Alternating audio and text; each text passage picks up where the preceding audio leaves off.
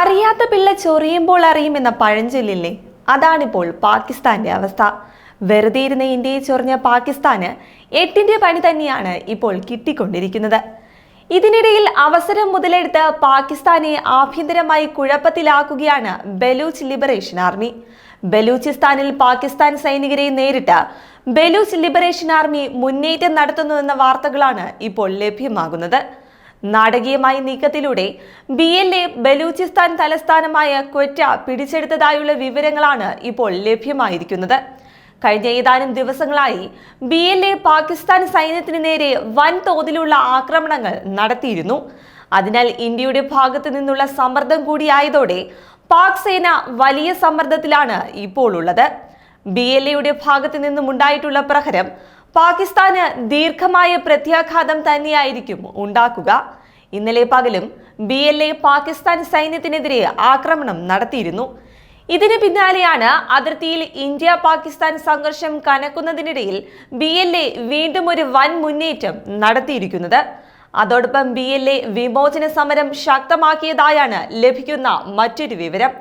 കഴിഞ്ഞ ദിവസം തടവുകാരുമായി പോയ പാക് സൈന്യത്തിന്റെ വാഹനം BLA തടഞ്ഞിരുന്നു. തടവുകാരെ മോചിപ്പിച്ച ശേഷം 7 സൈനികരെ ആയിരുന്നു ഇക്കൂട്ടർ വധിച്ചത്. ഇതിനു മുൻപ് സൈനിക വാഹനത്തിന് നേരെ നടത്തിയ സ്ഫോടനത്തിൽ 20 സൈനികരെ അവർ കൊന്നിരുന്നു. ഇതിന് പിന്നാലെയാണ് ഇന്നലെ അർദ്ധരാത്രിയോടെ BLA ക്വറ്റയിൽ ആധിപത്യം സ്ഥാപിച്ചതായ വാർത്തയും പുറത്തു വന്നത്.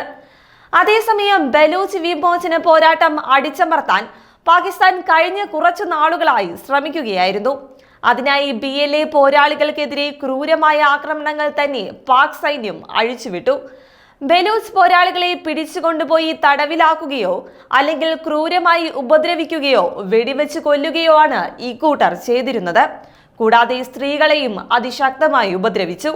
എന്തായാലും ഇന്ത്യ പ്രത്യാക്രമണം നടത്തിയ സാഹചര്യത്തിൽ ബലൂചിസ്ഥാൻ വിമോചന പോരാളികൾ പാക് സൈന്യത്തിനെതിരെ ശക്തമായ ആക്രമണമാണ് തുടരുന്നത്. ഇതിനിടയിൽ പാകിസ്ഥാന് ഇരട്ടി പ്രഹരമായി സലാർ അണക്കെട്ടിന്റെ ഷട്ടറുകൾ തുറന്നിരിക്കുകയാണ് നമ്മുടെ ഇന്ത്യ. ഒപ്പം ബാഗ്ലിഹാർ ജലവൈദ്യുത പദ്ധതി അണക്കെട്ടിന്റെയും ഷട്ടറുകൾ ഇന്ത്യ തുറന്നിരിക്കുകയാണ്. മേഖലയിലുടനീളം കനത്ത മഴയെ തുടർന്ന് ഉയരുന്ന ജലനിരപ്പ് നിയന്ത്രിക്കുന്നതിനാണ് ഈ നടപടിയെന്നാണ് ഉദ്യോഗസ്ഥർ വിശദീകരിക്കുന്നത്. എന്നാൽ ഇന്ത്യ ഈ ഷട്ടറുകൾ തുറന്നതോടെ പാകിസ്ഥാൻ കടുത്ത ആശങ്കയിലായിരിക്കുകയാണ്. ഇന്ത്യ കൂടുതൽ ജലം തുറന്നുവിടുന്നതോടെ പാകിസ്ഥാനിൽ പ്രളയ സാധ്യത ഉണ്ടാകാൻ സാധ്യതയുണ്ട്. സലാർ അണക്കെട്ടിന്റെ 3 ഗേറ്റുകളും ബാഗ്ലിഹാർ ജലവൈദ്യുത പദ്ധതി അണക്കെട്ടിലെ 2 ഗേറ്റുകളുമാണ് നിലവിൽ ഇന്ത്യ തുറന്നിരിക്കുന്നത്. ഇതിനകം തന്നെ പാകിസ്ഥാനിലെ താഴ്ന്ന പ്രദേശങ്ങളിൽ വെള്ളം കയറിയതായുള്ള റിപ്പോർട്ടുകൾ പുറത്തുവരികയാണ്. പാകിസ്ഥാനിലെ പഞ്ചാബ് പ്രവിശ്യകളിൽ വെള്ളം കയറിയതായി റിപ്പോർട്ടുകളിൽ പറയുന്നു. ഇന്ത്യയും പാകിസ്ഥാനും തമ്മിലുള്ള സിന്ധു നദീജല ഉടമ്പടി ഇന്ത്യ മരവിപ്പിച്ചിരിക്കുന്നതിനാൽ പാകിസ്ഥാന് നേരത്തെ നിർദ്ദേശം നൽകാതെയാണ് ഡാമുകളുടെ ഷട്ടറുകൾ ഇന്ത്യ തുറന്നിരിക്കുന്നത്.